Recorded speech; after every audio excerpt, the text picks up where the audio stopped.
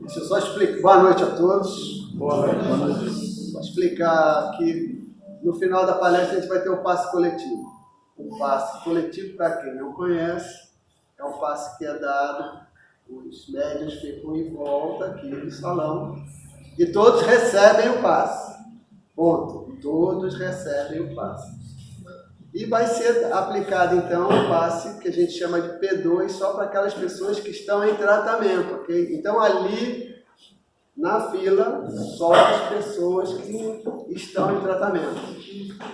Todos entenderam? Ok? Ah, é para lembrar também, não posso esquecer. Semana que vem, dia 20, sábado, às 5 horas, vai ter aqui a nossa confraternização. É um prato de comida. Cheio. Aí está dormindo. Um prato de comida cheio. E R$5. Ok? Por pessoa, a criança não pode. Mas não come. Come um pouquinho. Bom, vamos lá. Então vamos dar início ao nosso trabalho dessa noite. Viemos aqui para isso. Vou fazer a leitura Caminho, Verdade e Vida pelo Espírito Emmanuel Francisco Cândido Xavier.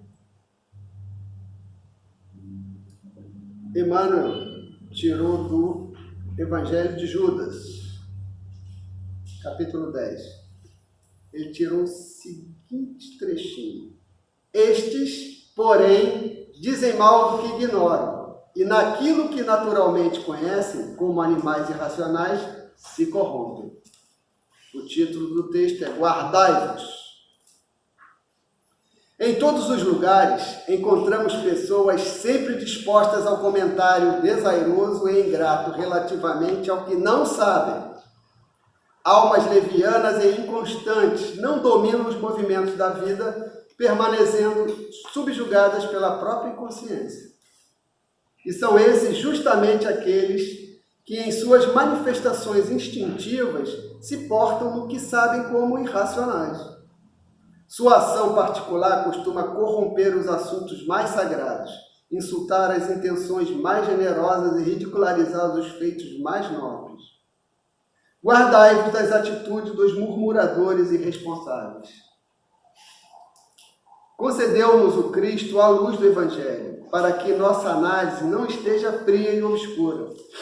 O conhecimento com Jesus é a claridade transformadora da vida, conferindo-nos o dom de entender a mensagem viva de cada ser e a significação de cada coisa no caminho infinito.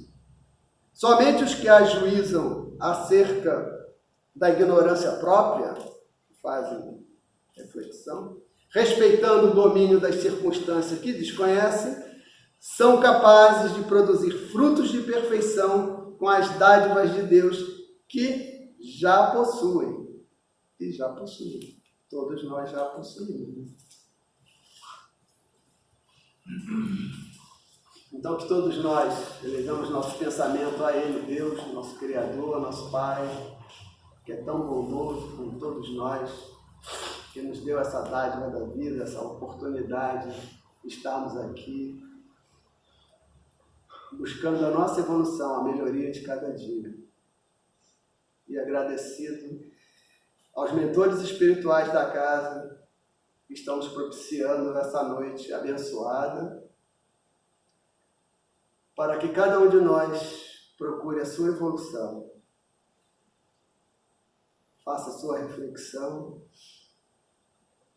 procure no seu íntimo todas as suas verdades e necessidades.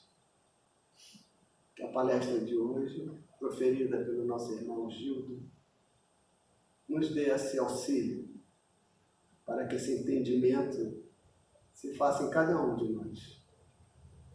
Obrigado, Senhor, por estarmos aqui. Que o nosso irmão Gildo seja abençoado e tenha hoje uma noite repleta de bênçãos e energias positivas que todos nós emanaremos para ele, como gratidão da palestra que ele preparou especialmente para esta noite. Obrigado, mestre, que assim seja. A palavra, Nós. Gildo Barbosa. É nós.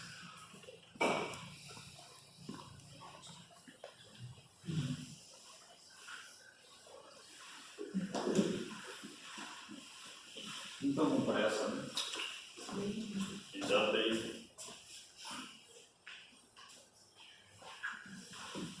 Vou cantar um pouco, né?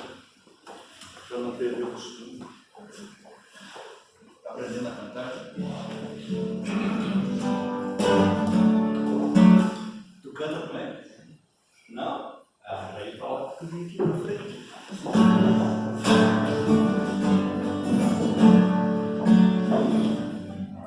Aqui, nesta casa me encontrei. Entrei e aqui dentro vi saída. Sim, foi nessa casa de amor que as benesses do labor cicatrizaram minhas feridas. Depois de muitos e muitos passes, estudos e água da paciência, religar e religuei, tomei ciência. Aqui, nesta casa de oração, orei, pratiquei o Evangelho. Sim, foi neste pouso espiritual que eu conheci a vida real. Rompi de vez com o homem velho, depois de muitas e muitas preces, palestras e água da fé, religar e religuei. A casa quando é santa é posto de emergência, hospital de almas, dissipando dores, grande escola da alma, frente de serviço que a todos levanta, pronto atendimento de Deus, Santa Casa Santa. Vê se aconteceu com vocês isso, vai. Meus amigos notei, pessoas com quem posso contar, atendimento fraterno, culto do Evangelho do lar. Sim, nessa oficina de Jesus, chorei cantando quanta luz, com as vibrações deste lugar. Depois de muitas e muitas quedas, me foi titulado Fidelidade a Deus. A gente deixou nos trechos aqui, nos slides preliminares, um resumo, para que a gente tivesse uma base, né, para dar continuidade na nossa conversa. E hoje, nós vamos começar o estudo do capítulo 7, intitulado A Luta contra o Mal. Então, esse capítulo ele tem um conteúdo muito amplo, muito profundo. Ficaria impossível da gente conversar em uma reunião só, em uma conversa só. Então a gente subdividiu, parecendo novela, né? Hoje vai ser a parte 1. Tá? A gente vai dar sequência no mês que vem, continuando o estudo desse capítulo número 7. Pois bem, num primeiro momento, qualquer pessoa predisposta ao bem, qualquer pessoa de boa vontade, ao escutar, a ler a expressão ali, a luta contra o mal, pode imaginar que o nosso tema se refere às nossas lutas contra os males que permeiam na sociedade. E num primeiro momento, qualquer pessoa de bem, qualquer pessoa de boa vontade, com essa linha de pensamento, vai pensar, o bem está perdendo de lavada.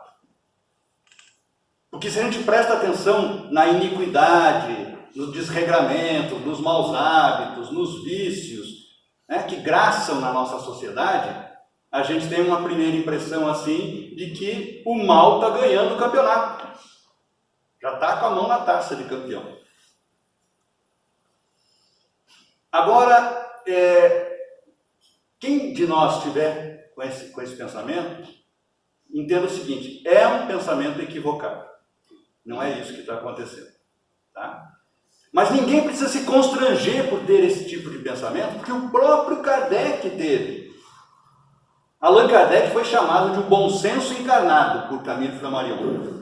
Então era uma pessoa centrada, equilibrada, né? Ponderada, não tomava atitudes impulsivas, mas analisando a vida da sociedade, a moralidade da sociedade, Kardec perguntou para os espíritos, lá na questão 784 do Livro dos Espíritos, capítulo 8 das leis morais. Não parece que, pelo menos do ponto de vista moral, em vez de avançar, o homem caminha aos recuos? Lembra do passo da lua? Eu não vou fazer, mas lembra do passo da lua? Não dá a impressão que moralmente o homem está andando para trás em vez de avançar? Isso que Kardec perguntou. Então, nessa pergunta, mesmo antes da gente analisar a resposta, a gente já pode fazer uma conclusão muito importante, que inclusive o Arino acabou de ler aqui no trecho. Mesmo que você se considere uma pessoa sensata, mesmo que você se considere uma pessoa ponderada, racional, que não é impulsiva, todos nós que se consideram nessas condições, devemos com frequência fazer reflexões profundas, sinceras, verdadeiras. Com muita frequência, nós vamos precisar rever os nossos conceitos, as nossas concepções, aquelas situações que nós aceitamos como verdadeiras e praticamos no nosso dia a dia como roteiro de nosso comportamento de crescimento espiritual que todos nós desejamos. É importantíssimo a revisão desses nossos conceitos periodicamente. Porque quando Kardec perguntou isso daqui para os espíritos superiores, responderam para ele, engana-te. Se Kardec se enganou em algum conceito, nós também podemos nos enganar. E em seguida os espíritos falaram para o Kardec, hoje não quer funcionar nada isso aqui. Observa bem o conjunto. Vê bem o histórico da evolução da humanidade. Nós saímos de uma condição de vida primitiva. Nós vivíamos como selvagens há 10 mil anos. E olha a situação de progresso que nós estamos no século XXI. Aprimoramento da capacidade de manifestar inteligência, desenvolvimento da tecnologia, da ciência, da possibilidade de obter conhecimento, de desenvolvimento de cultura. E diga-se de passagem, nós que estamos aqui reunidos, que não estamos nos valendo das facilidades do século XXI para aprimorar o nosso conhecimento e a nossa cultura, não é por falta de oportunidade, é por acomodação. Então, foi chamada a atenção para Kardec isso. Observa bem o conjunto da vida na sociedade humana e verás que o homem se adianta, pois que melhor compreende o que é o mal e vai dia a dia reprimindo os abusos. Mas nós estamos falando de fidelidade a Deus. E fidelidade a Deus não tem nada a ver com o que a humanidade está fazendo, a sociedade está praticando ou não praticando as leis divinas. A fidelidade a Deus é uma questão íntima do indivíduo com a sua consciência e com Deus. Então, nos valendo dessa orientação que os espíritos passaram para Kardec, vai lá, entra em contato com a tua consciência.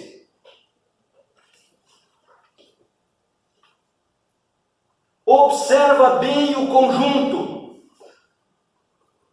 dos teus sentimentos. Observa bem o conjunto dos sentimentos que afloram no teu coração diariamente, nas situações mais comuns do dia a dia. Qual é a qualidade desses sentimentos? Observa bem o conjunto dos teus pensamentos. Os pensamentos são o revestimento energético que nós damos para os sentimentos. São as energias que nós espargimos por aí em função da qualidade dos nossos sentimentos. Já que está nesse momento de introspecção, presta atenção, observa bem o conjunto dos teus desejos e dos teus anseios diários. O que nós desejamos e ansiamos diariamente, nós estamos planejando o nosso futuro. É um processo de criação mental. Nós estamos criando de atração para aquilo que planejamos e desejamos em função da qualidade dos nossos sentimentos. Observa bem o conjunto das tuas palavras, das expressões verbais que tu usa para se comunicar com os teus irmãos, das expressões verbais que tu usa para qualificar situações, coisas e pessoas. Observa bem o conjunto das tuas atitudes diárias. O teu comportamento está em sintonia com os sentimentos elevados, com os sentimentos inferiores? É tu que tem que avaliar isso. Ninguém tem essa capacidade de avaliar. Isso é uma condição íntima. Há quanto tempo tu frequenta a casa espírita? Há quanto tempo tu assiste às palestras espíritas, lê as obras espíritas, participa dos estudos sistematizados da doutrina espírita, se envolve nas atividades doutrinárias do movimento espírita, nas atividades sociais promovidas pela casa espírita? Fazendo essas duas ponderações, tu vai perceber que hoje você é um homem adiantado, é um ser que se adiantou. Porque hoje você melhor compreende o que é o mal do que compreendia antes de ser espírita. Hoje você vai dia a dia reprimindo os abusos, como não fazia antes, por falta de discernimento. E se nós tivéssemos tempo, e não temos, para abrir discussão, para pergunta, para trocar ideia, certamente alguém ia aparecer e falar: olha, gente, eu preciso confessar. Daí a pessoa fala mais baixinho quando quer confessar. Ai, eu sinto besteira. Esqueci teu nome. Aderson. Anderson? Aderson. Eu penso besteira. Grave isso. Grave isso. Vai ser um gancho e tanto depois. Aderson, eu desejo besteira. Eu anseio por besteira, Dona Chave. Mais do que isso, eu fico na expectativa do momento oportuno em que aquelas besteiras que eu desejo e anseio eu vou poder usufruir. Dona Cleide, eu falo besteira.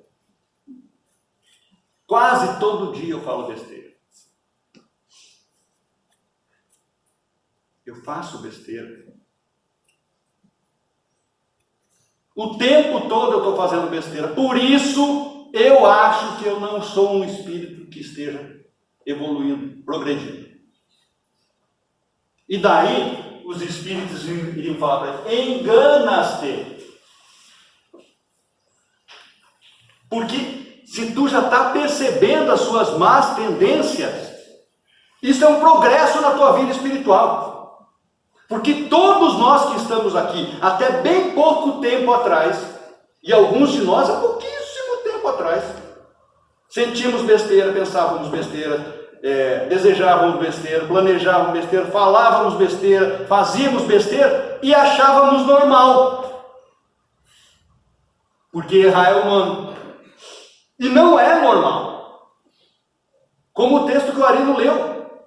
Nós já temos parâmetros e comprovações que a doutrina espírita nos oferece para que a gente entenda que não é normal a gente ter afinidade com a prática do mal, com o erro. Se você já consegue identificar em você boas tendências, más tendências, é uma manifestação da providência divina. É o espinho na carne que o apóstolo Paulo falava. É o teu ponto fraco. Se tu já conheces o teu ponto fraco, Jesus, não te deixes influenciar mal. Não permitas que o teu ponto fraco te coloque em sintonia com a prática do mal que permeia na sociedade. E foi esse o conselho que Jesus deu ao apóstolo Tadeu quando tiveram uma conversa parecida com essa que nós estamos tendo aqui. E Jesus ofereceu a Tadeu 3 questionamentos básicos a respeito dessa interligação das nossas más tendências com as más tendências que permeiam na sociedade. Os inimigos do reino, aquelas pessoas que deliberadamente se dedicam à prática do mal, que não querem saber da prática do bem, se empenham em batalhas sangrentas, no círculo pessoal seu de convivência social. Você testemunha com alguma frequência pessoas que desrespeitam umas às outras, que faltam com o respeito, que desprezam, que menosprezam, que são preconceituosas, que discriminam, que promovem o sectarismo? Não te deixes influenciar mal por elas. Não copie os seus exemplos. Não imite. Essas pessoas que não praticam o mal, você vê elas padecerem no inferno das ambições desmedidas, nos teus meios sociais, na família, no teu ambiente de trabalho. Os neguinhos estão se comendo uns aos outros, estão se matando, usando os outros como escada, buscando ascensão social, simplesmente em busca de conquista, de bens materiais, passageiros, saúde, efêmeros, na busca de domínio, na busca da evidência. Não te deixes influenciar mal. Se os inimigos do bem lançam a perseguição contra a verdade, e aqui nós vamos encarar a verdade com toda e qualquer condição que favoreça ao indivíduo caminhar na direção do amor incondicional, da liberdade plena, da justiça absoluta, da pacificação do seu espírito. Se os inimigos do bem trabalham contra isso, não te deixes influenciar mal por eles. Nós falamos a respeito disso sobre os pseudo-sábios no mês passado. E o conselho de Jesus. Deixai-os. São cegos condutores de cegos. E Jesus falou para Tadeu: não ouvides o teu próprio trabalho. Nós estamos encarnados para progredir espiritualmente. O nosso trabalho é progredir espiritualmente. O nosso dever é aperfeiçoar a nossa capacidade de praticar a lei divina, para que todos nós, individual e coletivamente, nos aproximemos mais da verdadeira felicidade. E a verdadeira felicidade não pode ser confundida com alegria passageira, com satisfação efêmera dos órgãos dos sentidos. A verdadeira felicidade é a prática da lei divina, como nos avisam os Espíritos na questão 614 do Livro dos Espíritos. Então, é importantíssimo, caminha para Deus, no teu dia a dia. Mas daí o que a pessoa fala? Mas é tão difícil. É difícil. Vocês estão dormindo já? Vou embora. É difícil fazer isso tudo aí que eu falei? É difícil, mas não é possível. Tem gente que não sabe que é difícil, ainda porque não tentou. É difícil pra caramba. É muito difícil. Nós estamos falando de mudar condições mentais multimilenares da nossa individualidade espiritual. E por isso, as 3 orientações básicas que Emmanuel passou para Chico Xavier, cumprir os deveres da encarnação dele, servem para nós. Não tenta ser o Chico. Os deveres do Chico são os deveres do Chico. Os deveres da Chay são os deveres da Chay. Não tenta viver a vida do outro, porque tu vai quebrar a cara. Mas quais foram as 3 normas básicas, as 3 condições básicas para cumprimento dos deveres na encarnação que Emmanuel passou para o Chico? Disciplina, né? A gente vai desanimando, né? Mas não é disciplina imposta pela sociedade, pelos dogmas religiosos, ou por aquela pessoa que monta patrulha na tua vida para ver se tudo está certinho, se está pisando na bola. É a disciplina resultante de conquista por mérito pessoal, por perseverança na prática do bem, por empenho contínuo. E no nosso caso aqui tem 2 tipos de disciplina. A primeira disciplina está diretamente relacionada a essas 3 questões que Jesus fez lá para Tadeu, que tem a ver com as situações que o indivíduo pode ver, pode ouvir, pode falar a respeito, pode ser estimulado sensorialmente pelo organismo. Tu conhece as tuas fraquezas? Conhece? Tu conhece as tuas fraquezas? Ainda não? Está na hora de começar. Conhece as tuas fraquezas? No uso do livre-arbítrio, da tua capacidade de livre escolha, afasta da convivência tua tudo aquilo que funciona como uma tentação. Tem determinada fraqueza? Sabe que se ficar perto não vai resistir, vai capotar? Se afasta. Se tiver condição de se afastar, se afaste. Mas essa é a disciplina mais fácil. E a maioria de nós não faz isso. A gente fica tirando fina de cocô. Né? De vez em quando escorrega.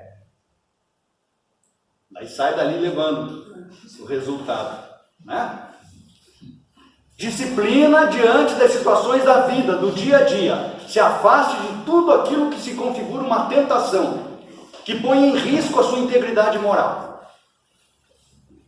Quando os olhos não veem, o coração não sente. Você acha que é verdade isso? Eu acho que é. Um sim, um não, um sim, mentira. Está comprovadamente exemplificado pela ciência espírita, pela filosofia espírita, pela moral espírita, que o trabalho de transmissão mental, o intercâmbio do pensamento é movimento livre no universo. André Luiz, no livro dos Missionários da Luz, nos transmite esse ensinamento. O que significa dizer o seguinte: tu pode não estar no local da besteira falando as besteiras. Tu pode não estar vendo as besteiras. Tu pode não estar ouvindo as besteiras. Mas pode estar sentindo. Pode estar pensando naquelas besteiras com as quais você está ligado. Pode estar desejando aquelas besteiras. Então, a doutrina espírita nos comprova inequivocamente que você pode se afastar muito bem materialmente daquilo que é uma tentação. Mas enquanto você não modificar sua condição íntima de sentimentos, pensamentos, desejos e anseios, você vai estar ligado aos espíritos encarnados e desencarnados que têm sintonia com essa qualidade desequilibrada da sua condição íntima. Tu conhece um encarnado desequilibrado, que pode te perturbar, tu pode se afastar dele. Mas a mesma coisa tu não consegue fazer com um espírito desencarnado. Kardec perguntou lá para os espíritos, questão 459, influem os espíritos em nossos pensamentos e em nossos atos? Não. Oh, e como? Daí é que vem a resposta que vocês estão falando. Muito mais do que imaginais. Influem a tal ponto que de ordinário são eles que vos dirigem. E aqui está o ponto, o segredo do que significa a nossa luta contra o mal. Não é uma luta exterior, não é uma luta de forma, é uma luta de transformação íntima. Nós precisamos modificar a qualidade dos nossos sentimentos, dos nossos pensamentos, dos nossos anseios e dos nossos desejos, para que a gente não entre em sintonia com os espíritos que possam nos influenciar chegar a ponto de dificultar ou até impedir a nossa prática do bem. Conversa lá com a tua consciência. Eu não vou nem olhar.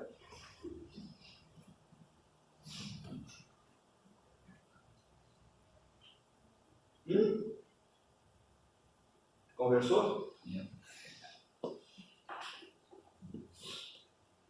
Com que tipo de espírito desencarnado a pessoa que diariamente sente besteira, pensa besteira, planeja besteira, fala besteira e faz besteira, entra em sintonia?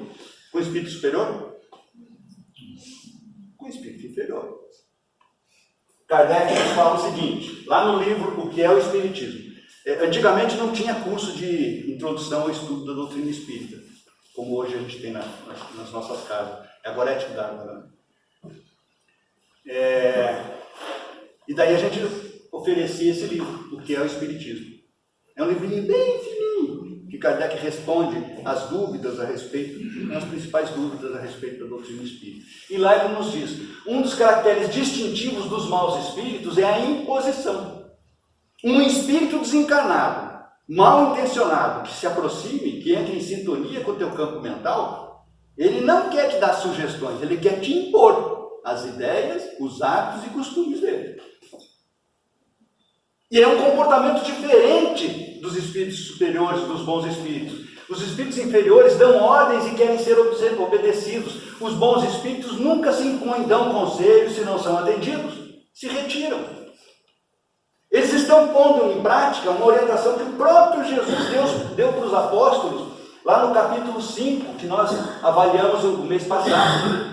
Se ninguém vos receber, nem desejar ouvir as vossas instruções, retirai-vos sacudindo o pó dos vossos pés. Se conservardes, sem conservardes nenhum rancor. Essa é a característica do bom espírito. Ele se aproxima do teu campo mental e vê que tu não o recebe, ou recebe mal, o bom espírito se afasta. Mas não vai guardar ódio, rancor, não vai falar te espero lá fora, tá? E também não vai se contaminar pela iniquidade alheia. O que seria iniquidade no nosso caso? Iniquidade é um comportamento contrário à moral. Nós vimos isso no mês passado. Nós escolhemos a doutrina espírita, a moral espírita cristã, para direcionar o nosso crescimento espiritual. E cada vez que a gente se reúne aqui, com a nossa boa vontade, nós espargimos essas ondas de pensamento. E a providência divina permite que os bons espíritos, interessados em nos auxiliar, entrem em sintonia com o nosso campo mental. Isso está acontecendo agora, nesse exato momento. Os bons espíritos que nos rodeiam estão se valendo da nossa boa vontade, porque nós escolhemos a moral espírita cristã para direcionar o nosso crescimento espiritual, para nos inspirar, para nos dar consolo, para nos dar força, para nos dar estímulo. Mas quando, ao sair daqui, eles percebem que a iniquidade toma conta do nosso comportamento, que nós temos lá fora um comportamento contrário à moral espírita cristã, o que o bom espírito faz? Dá uma bica? Se afasta. E daí, seu Neri, fica pensamentinho irradiando em todas as direções. Eu quero a boa vontade espírita cristão, mas na prática eu faço uma coisa contrária. Que tipo de espírito vai se aproximar do campo mental? Um espírito que tem afinidade com a iniquidade.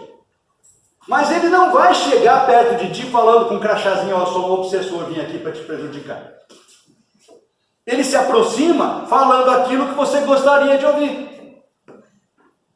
Te oferecendo imagens mentais daquilo que você gosta de ver, de assistir. Sons, emoções que você gosta. E daí você libera a afinidade mental com ele. Mas ele tem uma vibração contrária aos bons propósitos que você tem. Você não está vindo toda semana ao centro espírita por acaso. Você tem bons propósitos. E esse conflito vibratório entre os maus propósitos de um espírito inferior e os bons propósitos que você gostaria de ter, determina daí a impressão que em nós produzem os maus espíritos, que é sempre penosa, fatigante e muitas vezes desagradável. O mau espírito se entedia facilmente, se irrita, se desequilibra. E quem sente isso? Quem está em sintonia com a criaturinha. De uma hora para outra começa a ficar irritado, começa a falar besteira, começa a ficar nervoso, briga com todo mundo que está em volta, roda baiana. Quando esse processo se prolonga, surge uma doença espiritual gravíssima, que é a obsessão espiritual. Que é quando um espírito desencarnado entra no teu campo mental e exerce uma influência perniciosa.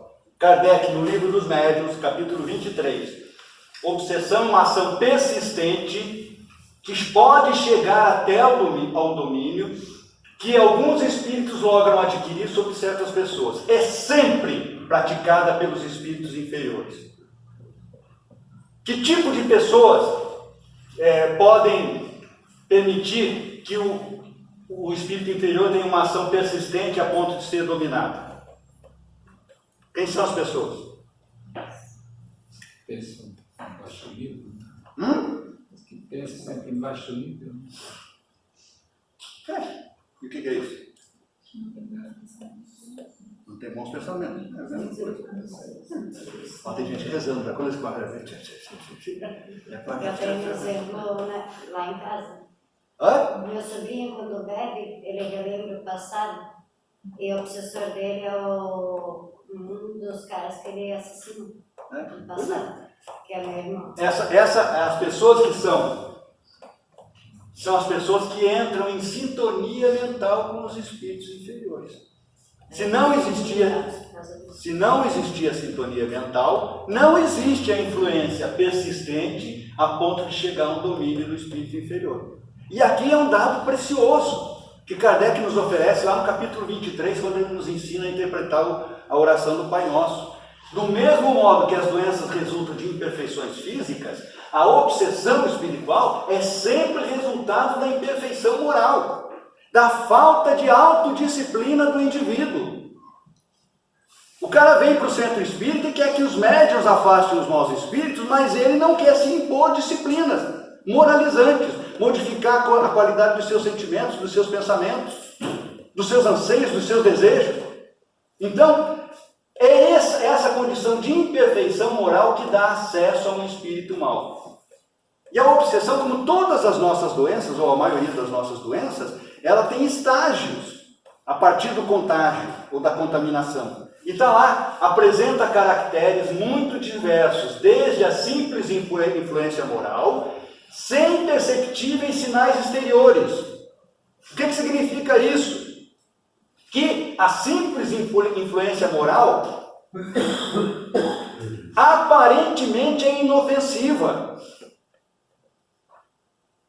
Escolhe as tuas companhias encarnadas, porque tu está escolhendo a companhia desencarnada também. Mas é inofensivo, não existe comportamento de iniquidade que seja inofensivo.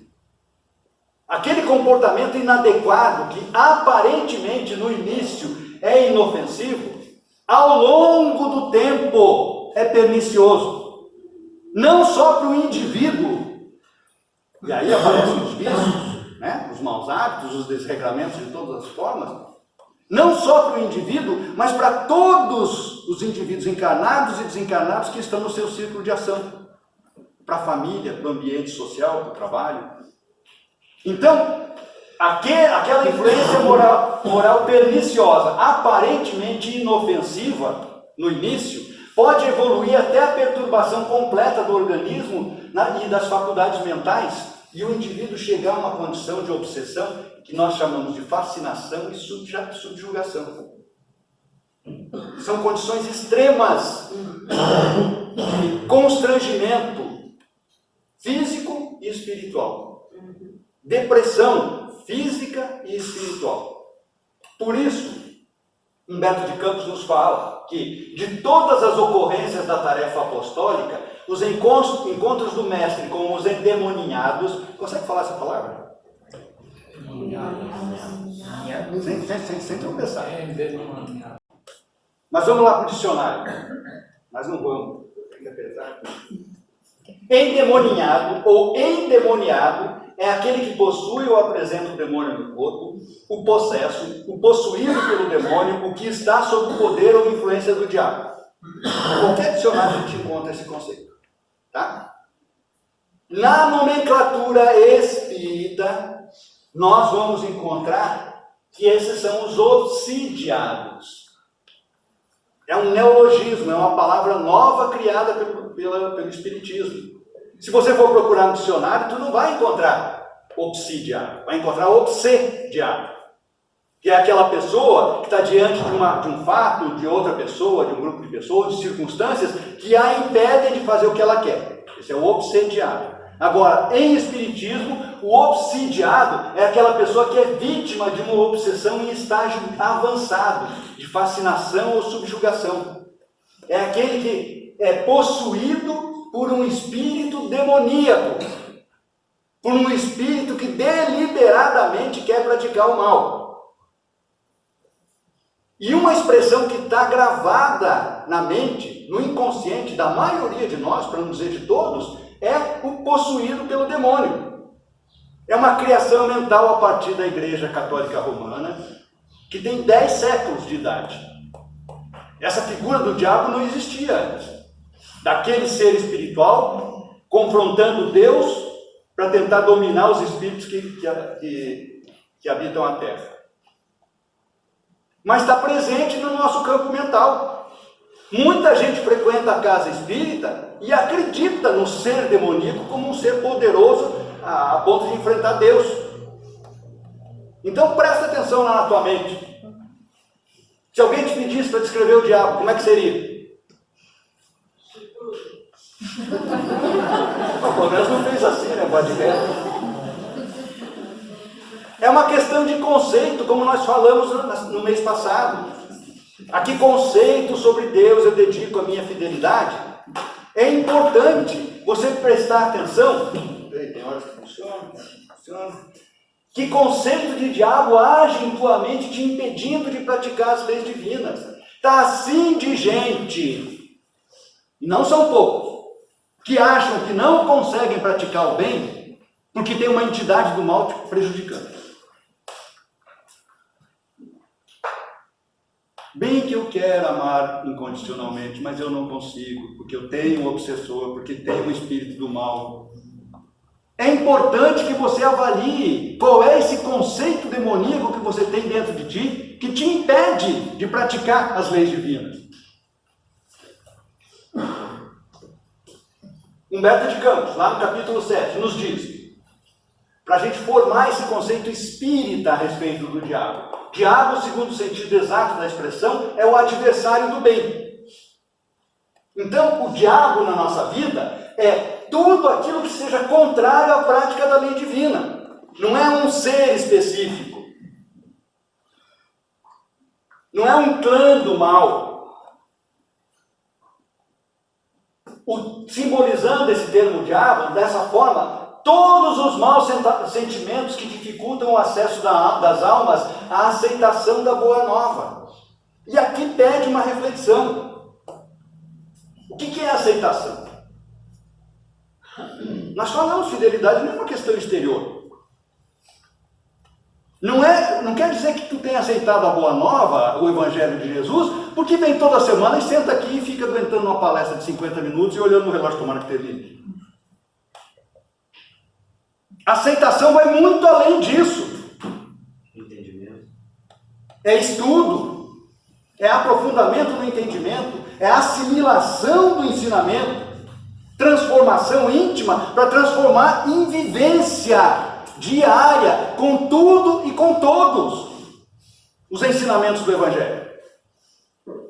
E isso é a aceitação. Então agora, presta atenção lá na tua consciência. Quais são os maus sentimentos que vibram no teu coração e que te impedem de aceitar o Evangelho na tua vida?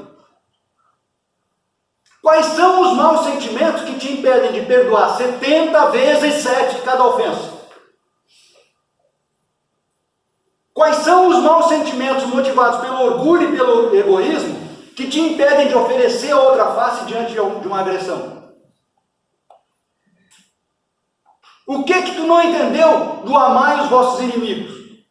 Quais são os maus sentimentos que fazem com que você se justifique para deixar de se esforçar para amar incondicionalmente a todas as criaturas de Deus? Já que nós estamos apanhando, quais são os maus sentimentos que te colocam em sintonia com todos os homens de vida perversa que contrariam os propósitos da existência pura, que devem caracterizar as atividades dos adeptos, dos discípulos do Evangelho? Existência pura não é existência perfeita. Existência pura é você se esforçar para praticar no máximo da sua capacidade e do seu entendimento as leis divinas, no limite da tua condição de compreensão, como o texto que o Arino leu aqui no começo. Ninguém vai te pedir que pratique as leis divinas no nível de Jesus. Nós não estamos nesse estágio. Então, presta atenção lá. Quais são os maus exemplos de vida que você segue, que contrariam os propósitos da existência pura e que dificultam que você consiga praticar a lei divina? Todos os maus exemplos, que contrariam os propósitos de existência pura, determinam comportamentos contrários à prática da lei divina. Nós não vamos ter condição de estudar isso daí, mas tem literatura de sobra há milênios que nos permitem entender esse tipo de comportamento que contraria a prática das leis divinas. A indecisão, a covardia, a luxúria, a gula, a ganância, a ira, a heresia, a violência, a fraudulência, a traição. Eu separei 20 comportamentos, 12 comportamentos relativos à fraudulência, não é flatulência. Poderia até ser flatulência espiritual. Porque o cara que sai por aí fazendo caquinha, vai deixando, né, o mau cheiro dos erros que comete. Mas a fraudulência, ela está diretamente relacionada a pelo menos 12 comportamentos muito graves. Os rufiões. Quem daqui é rufião? Dicionário. Falei, vai estudar espiritismo? Pega um dicionário. Rufião é um passarinho? É um briguento. Rufião é pavio curto. É aquela pessoa que não leva desaforo para casa. Acabou de estudar o Evangelho aqui, passa ali na frente, alguém cruza meio de atravessado, já foi o Evangelho para as Tucunas e o rufião vem. Sedutores, aduladores, traficantes, adivinhos. Aqui os adivinhos, eles é muito abrangente. Tem a ver com os pseudo-sábios que nós falamos aquele lá no mês passado. Aqueles que pensam que sabem mais do que sabem. Os adivinhos, na verdade, são os achistas. Já aconteceu contigo? De pegar o conselho de uma pessoa e falar: olha, eu acho que tu deverias fazer isso. Daí tu pega, né, transferiu a responsabilidade para o achista. Ele mandou eu fazer. Aí tu pega e faz o que o outro mandou. E quebra a cara. Na hora que volta, cadê o achista? Vazou. Né? Cuidado com o achismo. Cuidado com o achismo. Para a gente não sair por aí criando as nossas doutrinas e tentando impor os nossos pensamentos como verdadeiros, quando na maioria das vezes a gente tem que estar mudando de concepção o tempo todo.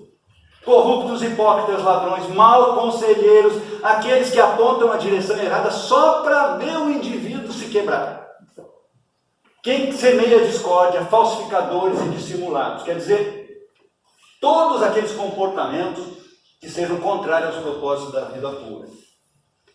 Por isso que Jesus falou, nós já usamos um trechinho dessa passagem do Evangelho mês passado. Acautelai-vos, porém, dos falsos profetas, que vêm até vós vestidos como ovelhas, mas interiormente são lobos devoradores. Tem dois tipos de falsos profetas. Os pseudo-sábios que nós falamos lá, são falsos profetas, que te iludem, mas porque eles também estão iludidos. Daí é aquele tipo de pessoa que fomenta o pensamento tipo assim, de vez em quando não faz mal, só um pouquinho, que mal vai fazer? Todo mundo faz, errar é humano, você não é Jesus, tá? Então, o falso sábio, o falso profeta, pseudo-sábio, é aquele que te ajuda a fazer uma lista de justificativas de por que você precisa perseverar na prática da iniquidade, te afastando da paz de espírito. Porque não existe paz de espírito se a consciência não está tranquila. Mas existe o falso profeta que vem vestido como ovelha, como orientador, e na verdade é um lobo devorador. Ele não quer que você progrida porque ele também não consegue progredir. E não te libera, te mantém preso ao contexto de prática indevida das leis divinas. Por isso, veja bem quem tu está escolhendo como liderança para orientar o teu progresso moral e espiritual. Por seus frutos os conhecereis. É facilmente identificável aquela pessoa que está te falando de evangelho e praticando alguma coisa contrária ao evangelho. Porventura colhem-se uvas dos espinheiros? Perguntou Jesus. Dá para fazer isso? Acho que nem com engenharia genética. Tá? Então, deixai-os, os falsos profetas, são cegos condutores de cego. Qual é o principal objetivo das atividades da tua vida? Ah, não sei, eu estou indo. Deixa a vida me levar.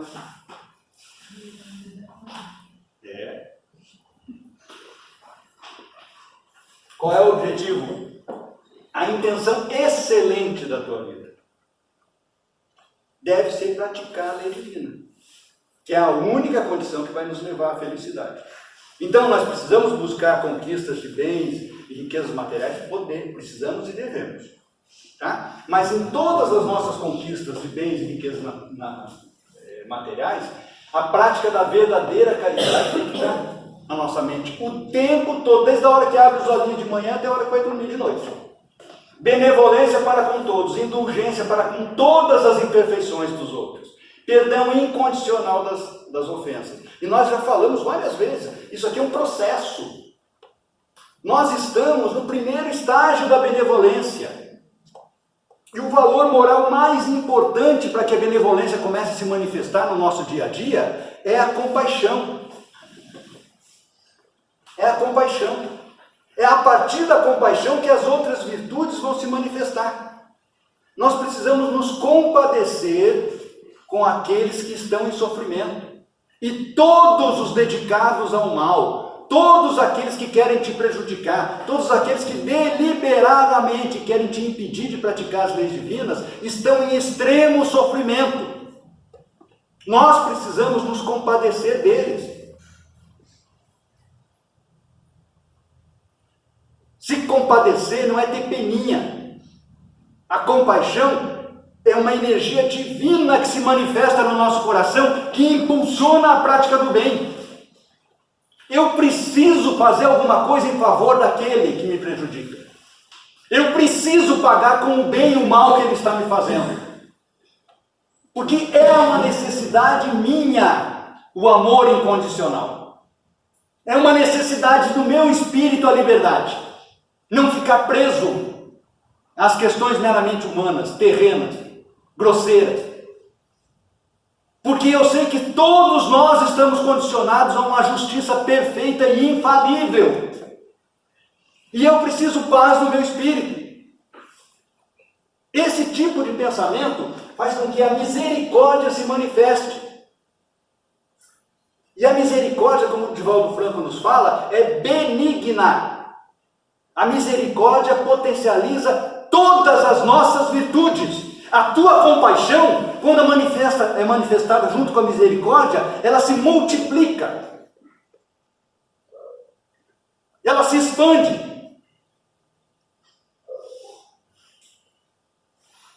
No auge dos nossos esforços, a partir da misericórdia, começam a aparecer as virtudes ligadas à paciência, como está lá no capítulo 9, Kardec nos explica. A docilidade, a moderação, a mansuetude, a afabilidade, em relação àqueles que nos agridem. E a hora que a paciência começa a se manifestar no teu coraçãozinho, velho, a indulgência vai estar presente.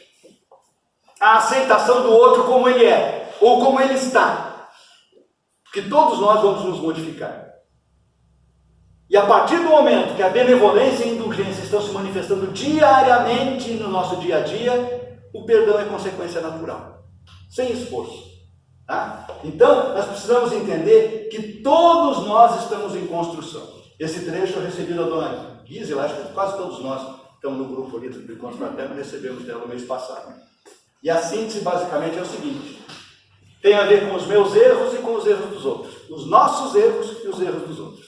O tempo todo, todos os dias, nós temos que nos limpar e cuidar das feridas resultantes dos erros dos outros.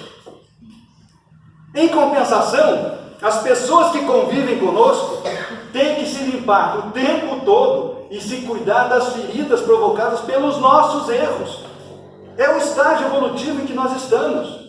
Então, aprender a perdoar no nosso estágio é cuidar das nossas feridas e sujeiras, sem reclamar, sem condenar, sem criticar. E aprender a sujar das feridas e sujeiras do irmão, daquele que está próximo. Como Joana de Ângeles fala, eu me curo pelo meu irmão. Então, aprender a perdoar no nosso estágio é compreender que os transtornos são muitas vezes involuntários, na maioria das vezes. Que os erros dos outros são semelhantes aos nossos. O que a gente critica no outro, com muita frequência a gente vai ter um comportamento semelhante ou já teve.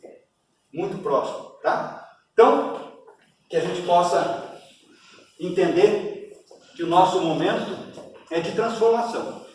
De dentro para fora. As coisas exteriores vão mudar tudo vai mudar. Mais cedo ou mais tarde, tudo vai desaparecer, né? Vai se transformar em outra forma, em outro tipo de energia. Mas a nossa condição espiritual, nós é que temos que promover essa transformação. Agora nós vamos fazer um passe coletivo. Tomara que tenha sido útil para vocês.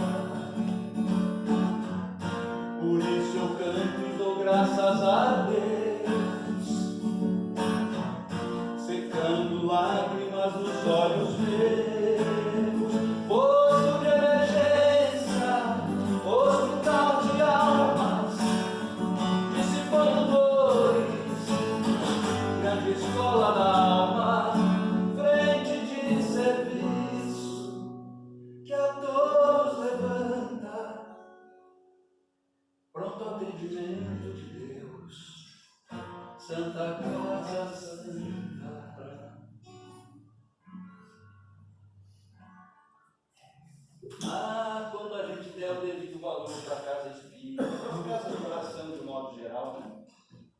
Que recarregam a nossa bateria, fazem a gente continuar, não desistir, persistir. Boa noite, gente. Boa noite. Aqueles que eu não abracei, não beijei ainda, certamente, né? Hoje,